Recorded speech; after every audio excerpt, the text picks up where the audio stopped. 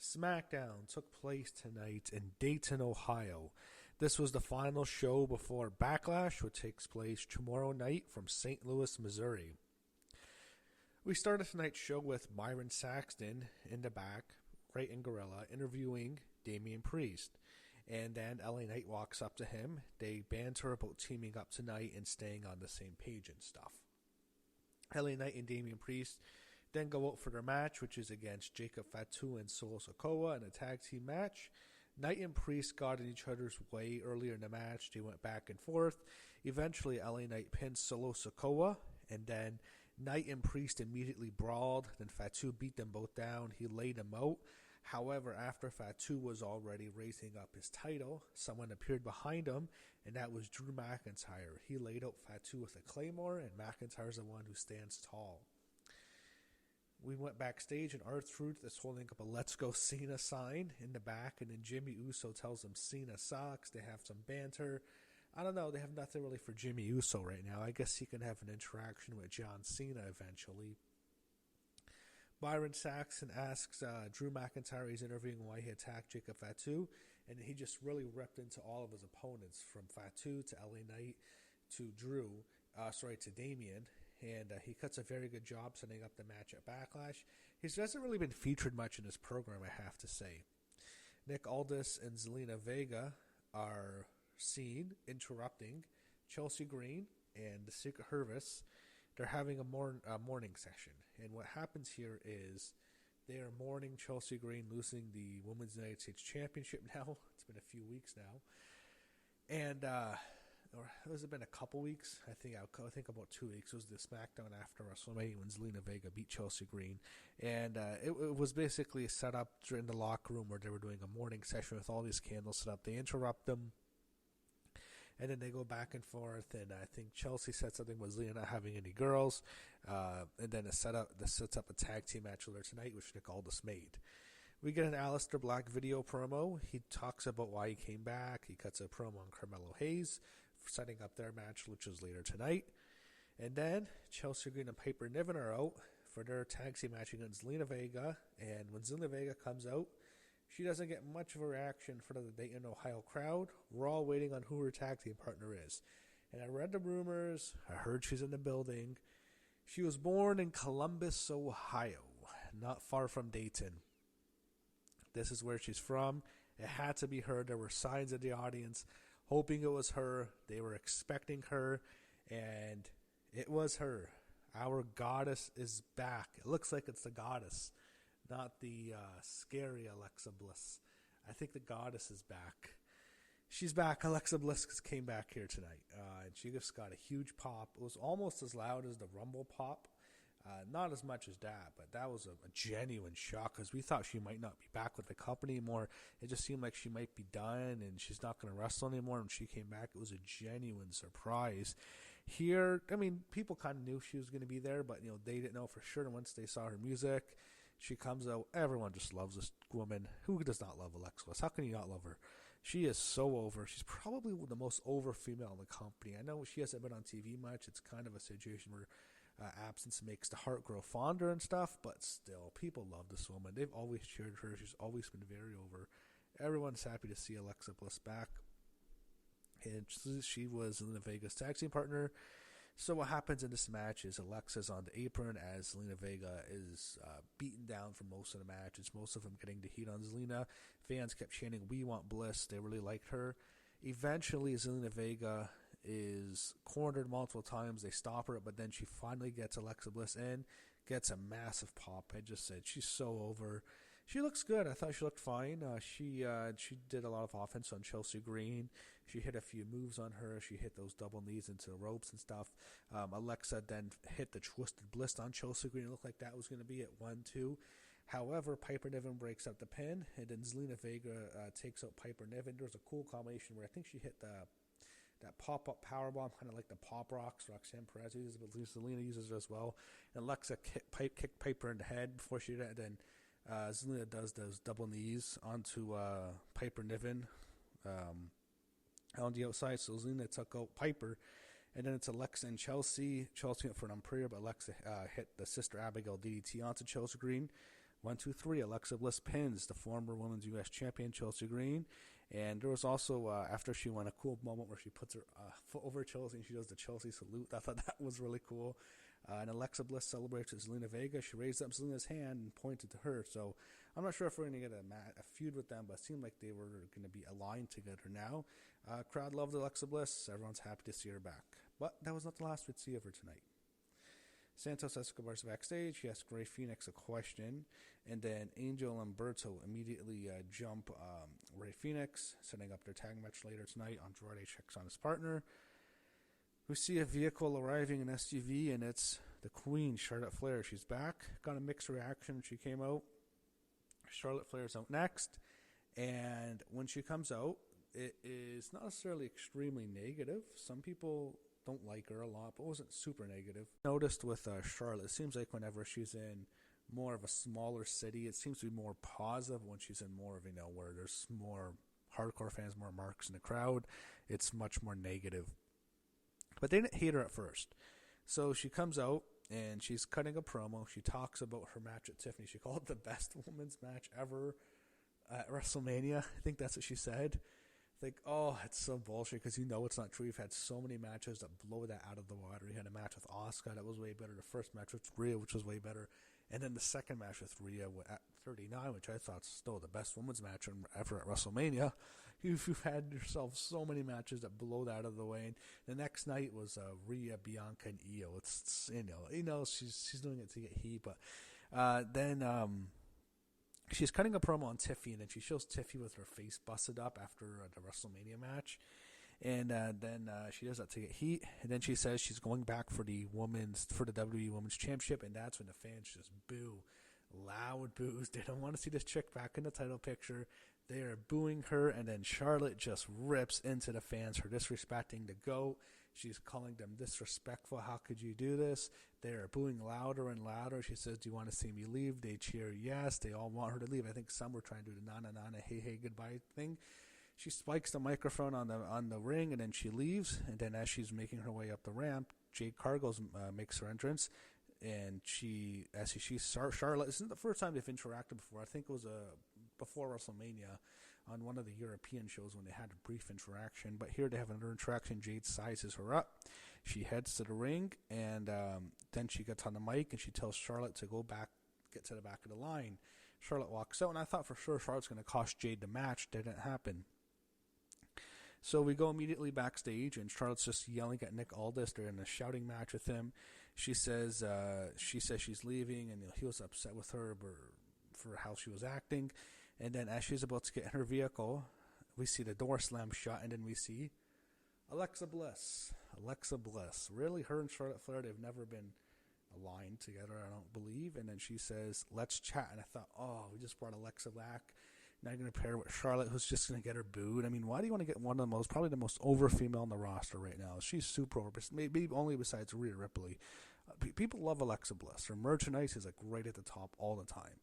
It's not just, she's not around much. People are trying to see her back. Her merchandise sells like crazy. She's very popular. Why put her at Charlotte Flair to get her booed?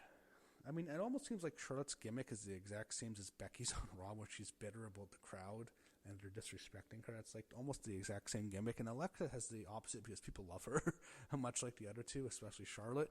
But I'm thinking, are we going to get a heel faction with Charlotte, Alexa, and Becky? I hope it's not Charlotte, Alexa, and Nia. I thought we might get that paired with Naomi. I'm not sure. We're definitely going to get a faction. I thought that's so disappointing. I didn't want to see Alexa aligned with Charlotte's, but maybe it turns into a feud. I don't know. I don't want to see them aligned. I want Alexa as a babyface. People could like cheering her. Just have her as a female face, and maybe she can get under world title run. You never know. It could go her way, or at least a mid-card title run, but I don't think turning her heel, having her align with Charlotte's good, because why are you sacrificing her popularity right now? Also, with Alexa, what's going on with the Wyatts now? Are they done? I mean, there was no tease at all for the Wyatts. I thought we might get a tease, something we might see, how they do the Wyatt videos as she's talking and stuff, the teases. We didn't get any of that. I'm thinking, if I'm a Wyatt 6, the way Alexa's booked tonight, I'm thinking, I don't know if I want to answer my phone very soon. Maybe unless you're Bo Dallas. Well, you might get it too. Those other guys, Rowan, Joe Gacy, Dexter Loomis, Nikki Cross. I think those are the. I think those are the four. If I were you guys, I would not want to answer my phone. I'd look twice who's calling me. You know what I mean? Might not be too good for you right now. Anyway, we go to Jade Cargill and Nia Jax. So Nia makes her entrance. Everyone hates her. Jade was already out. And then Tiffany Stratton comes out. When she wasn't on commentary, she just sat near the commentary booth and watched as a spectator because she's going to face the winner. And Tiffany got a good pop when she came out. And the match, I have to say, was pretty good. I'm someone who doesn't like Nia Jax. I don't want to see Nia Jax. She has go-away heat with me. I think most fans I think she has go-away heat with most fans. But I'll give her credit. Sometimes it seems like when she's in with a bigger woman, she can actually have sometimes a decent match. I mean, the woman who she can't work with at all is Bayley. Those matches just suck. Her and Bayley have no chemistry, but her and Rhea have good chemistry, and her and Jade seem to have some chemistry. Jade's pretty good. She's having decent matches. She had a pretty good match with Tiffany, I think it was last week. But what happens is Naomi attacks Tiffany Stratton, and Jade was ready to finish Nia, but then once Naomi lays out Tiffany, Jade gets distracted. She goes after her rival, but then Nia just attacks Tiffany, and she wins with the Annihilator. And it was not a clean way, but it was just kind of almost decisive, and I didn't like it. I don't think Nia should be pinning Jade at all. I don't agree with pinning Jade like that. It's the second time they've pinned her. She's lost to Liv Morgan now she's lost to Nia Jax. I don't get it. I think when you keep beating her, she's going to lose her presence or her aura in a way, and her mystique, and I think it's a mistake to keep beating her, even if it's not clean. So Street Profits are walking backstage, and Mishin and BFAB talk to them. They're praising them basically. They both want to go for the tag team belts. Mishin and BFAB and Profits are complimenting them, but they're still banged up. They're all taped up for their TLC match. They're out next. They cut an awkward promo. They kind of got some booze at first, and then they mentioned the Ohio thing for a cheap pop. Then Fraxium interrupts them. No one really cared about this segment. They want a title match. The champs refuse. Nick Aldis comes out and makes a tag match, but it's a non-title match. Fraxium gets their shot. Then we get Street Profits and Fraxium, and I have to say this was a damn good tag match. I liked how they kind of protected the Street Profits because they're still banged up from that TLC match a couple weeks ago. But they said it's the best TLC match ever in their promo. I'm sorry, that's not true. It's one of the best. I mean, SummerSlam 2000 and WrestleMania 17 were both better TLC matches than theirs, but I mean theirs is it's easily in the top 5, maybe number 3. That's how good it was. But the fans got really into this match. It was back and forth. There were some good spots. I thought Montez Ford's great as he always is. Fraxium was great. There was a cool Spanish Fly spot, and then I think it was Nathan Frazier who pinned Angelo Dawkins for the win. And Fraxium gets a clean one over the champs, and they're getting a title shot. They shake hands after the match, and that's how it ended. So Street Profits are still faces, I guess. Another problem with the Street Profits, they have probably the worst theme music in WWE right now. That song fucking sucks. I think it's another Def Rebel song. That old song was so much better. It fit them so much more. This new song fucking sucks, and it's a heel song. Like the way it is, it's a heel song. That old song was so much better. They need to go back to it. They need to do this thing with Aleister Black, do a cover of their old song. So Tiffany's in the back. She's looking for Naomi, and Nia Jax bumps into her. She cuts a promo on her. Tiffany says she will leave for a spot on the losers table next to Charlotte Flair. And right when I thought, oh no, hope we don't get heel factors like Charlotte, Alexa, and Nia. I'm afraid that's what's going to happen. I don't want to see Alexa associated with two women who have go-away heat. I'd rather see her with the Wyatt Six than with Charlotte and Nia, because I like seeing Alexa as a face who people can cheer for. They like her. Then we had Mello Don't Miz backstage. Miz tries to give him advice against Aleister Black because he lost last week and he's going to be there coaching him. You have Aleister Black against Carmelo Hayes. They had a good back and forth match. I thought Hayes looked good. Aleister looked good. I think Aleister looked small though. His arms look small. I mean, was he always bigger? It seemed like in NXT he had more muscle mass than he does now. And I thought that was an issue. He moved well in the ring. He had a good match. He's had 2 good matches since coming back. And he's always a good worker, but it feels like he needs more muscle mass to look more intimidating. But Miz messes the match up for Carmelo Hayes. He gets on the apron. It distracts Carmelo Hayes. He actually bumps into the Miz, and he gets rolled up by Aleister for a win, which I liked since they didn't just lay him out with the black mass. It's kind of a way to protect Carmelo in a way, and he did just win the Andre Battle Royal, even though that means jack shit. After the match, Miz storms the ring, goes after Aleister. He just gets knocked the fuck out. His lights getting light. His lights go out, man. He is destroyed with a black mass. Sounds like he's dead. And Aleister Black leaves the ring, just destroys the Miz. Thought that was a cool spot there. Backstage, Jacob and Solo are there, and Solo's trying to get a game plan. Jacob's pissed off, and Solo's getting frustrated because Jacob's not listening to anything he's saying. He's saying, I'm all gas, no brakes. He's cutting a long promo. And Solo's getting pissed off, and you can tell the trend's coming. I don't know if it's going to happen tomorrow night. I don't think it should happen tomorrow night. I think they can tease it. I think it probably should happen maybe at the Money in the Bank show. Maybe Jacob's about to win the briefcase and Solo screws him. Something like that's better. I think it's a bit too early for the turn. Then he had Fraxium talking to the Motor City Machine Guns backstage in a random gymnasium. They're congratulating them. Then they're setting up a match with against Fraxium, which I'm sure that'll be a good match. And I have to say, that tag division on SmackDown's loaded with 4 great teams. Street Profits, Fraxium, Motor City Machine Guns, and the team who also was here was DIY.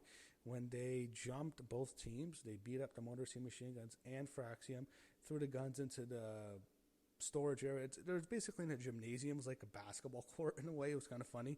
And they're beating the hell out of both of them, and then they really take it to Fraxium. Fraxium gets their asses kicked. They're laid out, and the DIY cuts a promo on them. Gargano and Ciampa are pissed off for getting an opportunity, and it sets up a feud there. So I have to say, it's an awesome tag division. 4 great freaking teams on one show. The Raw tag division absolutely sucks. Then you have Andrade and Rey Fenix against Los Garza. I think we all know who would win. Not much of a match here to me. This was just all right. I mean, there were some good showcase spots. I just thought, the winner, who's going to win, is so obvious. Andrade and Phoenix get the win, obviously. And after the match, Santos Escobar gets to the ring. He yells at Berto, and Garza looks on, and Berto's getting really reprimanded, and then he just slaps away Santos' arm, and he walks away. So it makes you think they're turning on Santos. I don't think there's much here for Berto and Angel anymore. I think they're probably going to get released eventually. I think Santos, they still want to push, but I don't see really what's more else to do. No one cares about Los Garza. They get no reaction. Just wasn't much here. I wasn't too interested. The announcers then preview tomorrow's Backlash card, and then we get to the final segment, which was John Cena, and he comes out, heel heat. He gets the new announcer to reintroduce his name, and then the fan throws an empty beer bottle of John Cena. Cena immediately acknowledges it because he's such a good veteran, and then he really rips into Randy Orton for all his failures and shortcomings. First, he says your childhood dies tomorrow, and he says Randy's not there, which was not true. And then he cuts into Orton. He mentions his 2006 drug test failure. I mean, he had a much more recent drug test in 2006. I think he had one in 2012 or 2011. I remember right before, I think it was WrestleMania 28 is when he had a drug test failure. I think that's why he lost to Kane on that show. That never made any sense to me. But he's cutting into Orton for being a waste of potential, wasting talent. He says he's stuck here. He's mentioning all of Orton's wasted opportunities. He's bringing it up repeatedly here. He's getting some cheers, but mostly boos. Fans are more into Orton. Cena continues to rip into him. And then he's saying how he'll win, and eventually we see someone come up behind Cena, and it's an imposter Randy. I don't know who it was. They never explained it. He tries an RKO, but you can tell it's not Randy because he's so much smaller. Maybe it's like Randy Orton in 2010 or something, and not 2009, because we're here. Randy Orton 2009 is like the scariest wrestler or something. I don't know. Him in 2009 was so disappointing. His matches sucked on papers. I wasn't too impressed with 2009 Randy Orton. Having one of the worst main events ever at Triple H. But anyway, someone's dressed as Randy Orton like circa 2009 in terms of his body type, but Cena lays him out with an AA. And then we see the real Randy Orton who looks like Brock Lesnar, his body, and he goes up behind Cena, hits him with an RKO. So this is the third time Orton has laid out Cena with an RKO. I think Cena got laid out twice by Cody with the Crossroads. And the last time he got hit with the Crossroads was a Friday SmackDown right before WrestleMania. And he gets laid out with an RKO on the Friday SmackDown right before Backlash. So I think we all know what's happening on the pay-per-view. Cena's obviously going to win, but that's how SmackDown ended. And Cena sells it like he's dead after he gets hit with an RKO. So overall, I have to say a good show tonight. Most of it was good. And we'll see what happens tomorrow night at Backlash.